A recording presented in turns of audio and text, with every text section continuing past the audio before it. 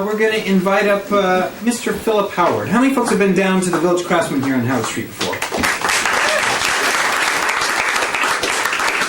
Philip is originator of the Village Craftsman there. Started it in 1970 something or other, when he was only 10 years old. And now my son, who is 8, well, he keeps a little shell stand out there in front and tries to take away as much business from the Village Craftsman as possible. Philip is not only a wonderful Ireland historian, he's a keeper of one of the most read blogs on the island. He is a he's recently had his international fame as a blog watchman. I'll let you tell about that briefly when he gets up here. But let's make him welcome, Mr. Philip.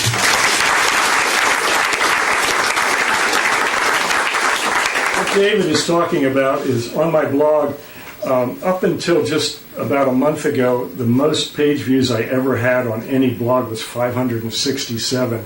But then I was reading War and Peace on a Nook, and I discovered the word nooked in the text and realized after some checking out that the Barnes & Noble Nook version had changed every version of Kindle in the text to Nook.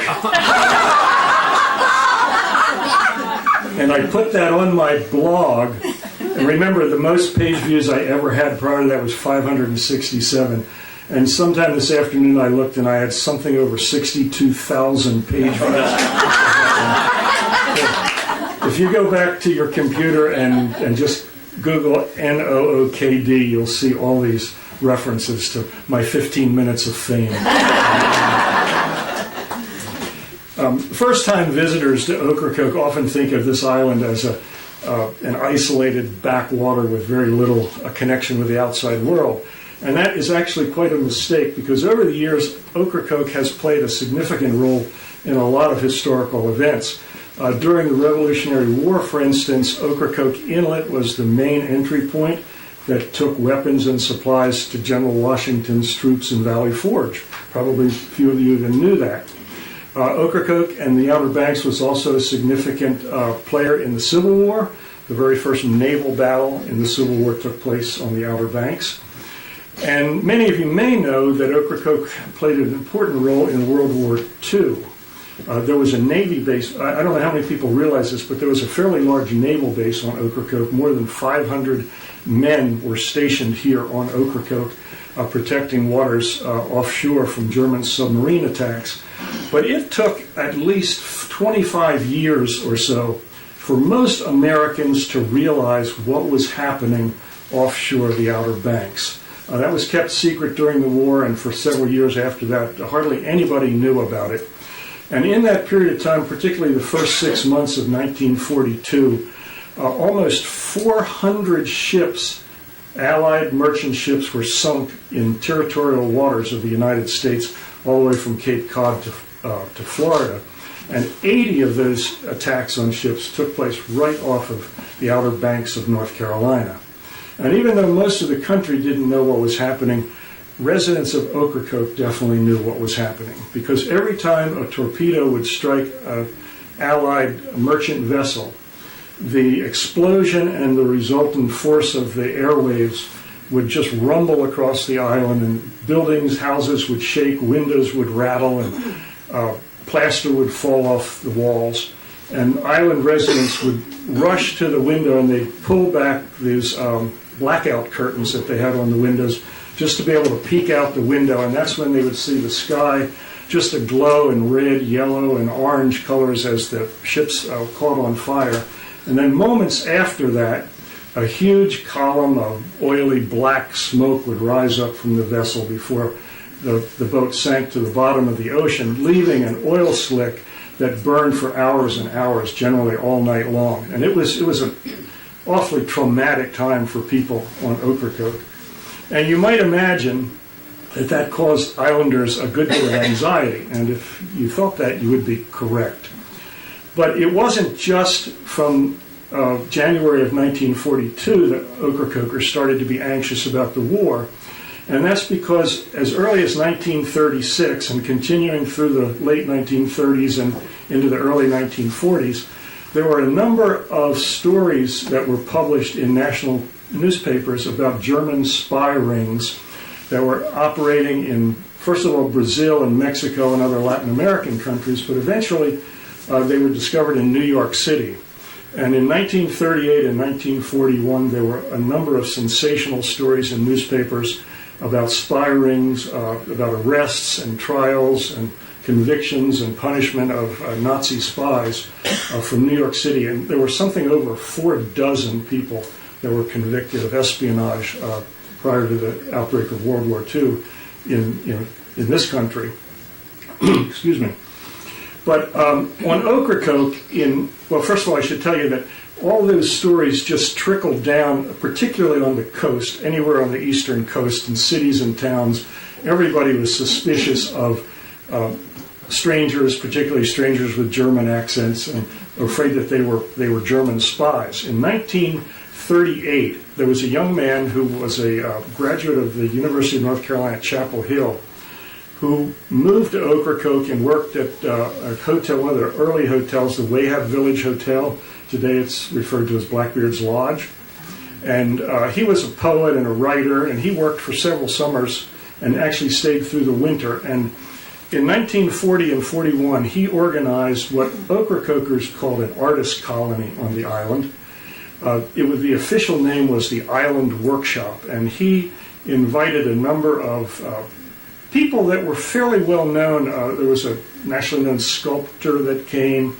There were educators and artists and musicians that came as teachers between July 1st and August 31st to teach classes, mostly classes in art, like oil painting and watercolor, and they taught poetry and literature and creative writing. They even taught some classes in Native American crafts and physical education. But the people that came to teach, and also the folks that came as students, were seen by Ocracoke natives as a rather peculiar lot. They were very different from the native islanders back in the 1940s, and people thought them eccentric and even described them as rather bohemian. But there was one particular woman that was one of the teachers in the Island Workshop that attracted the most attention. Her name was Helene Choiris. She preferred to be addressed as Madame Choiris. She was about 60 years old, and she had a thick German accent.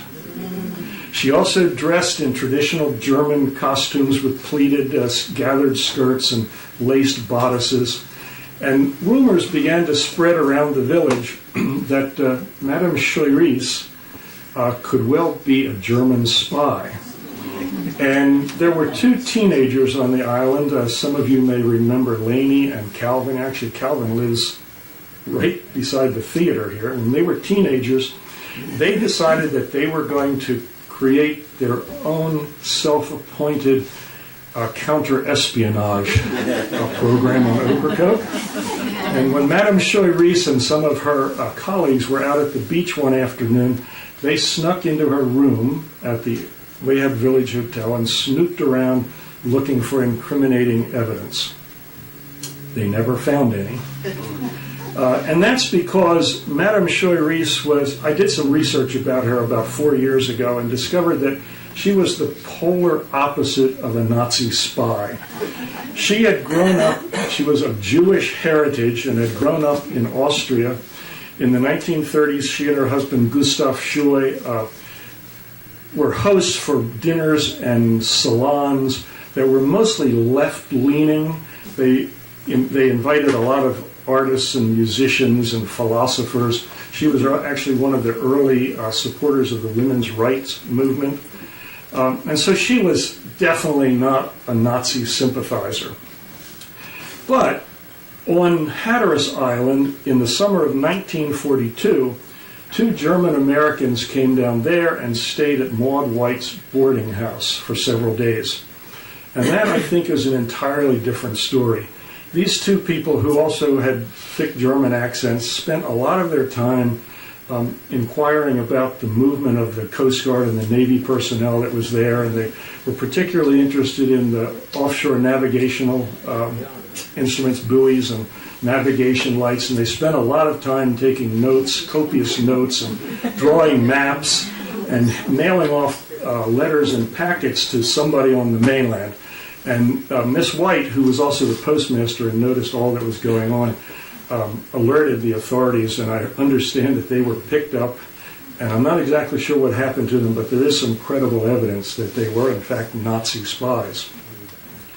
At that same period of time, in the summer of 1942, there was a man who was employed at Ocracoke. He was sent here from the mainland, named Aycock Brown. And his job was, he was a civilian investigator for naval intelligence on Ocracoke. And one evening he was alerted to suspicious activity on Ocracoke. It looked like there was someone out on the dunes sending Morse code signals to German U-boats out in the ocean. And they said what was happening was this person had parked their car up on a dune, and the taillights were facing out over the ocean, and the lights were flashing these patterns, Morse code patterns. And Aycock Brown didn't know Morse code, and actually it wouldn't have done him any good because he also didn't know German. So he wouldn't have been able to figure out what was going on, but he knew it was his job to approach and apprehend these probably armed and dangerous Nazi spies. And he wasn't very comfortable with weapons either, but he borrowed a .45 caliber pistol from one of the Navy personnel and stuck it in the waistband of his pants. And he took a flashlight, kept it off, of course, because he didn't want to be seen, and he snuck up as close as he could to the car without being found out. And then he was afraid of getting any closer by walking, so he got down on his hands and knees and crawled through the dunes, and as he got closer, he went down on his belly and snaked his way up to the car. And when he got right upside the car, right by the front door, he sprung up, and with his flashlight beaming and his .45 pistol shining pointing into the car, he discovered two startled teenagers who were making out in the front seat, and the young man's foot kept hitting the brake pedal, sending the Morse code signals to the Nazi submarine. So that's the story of how Aycock Brown on Ocracoke thwarted an armed and dangerous Nazi spy ring right here on Ocracoke Island.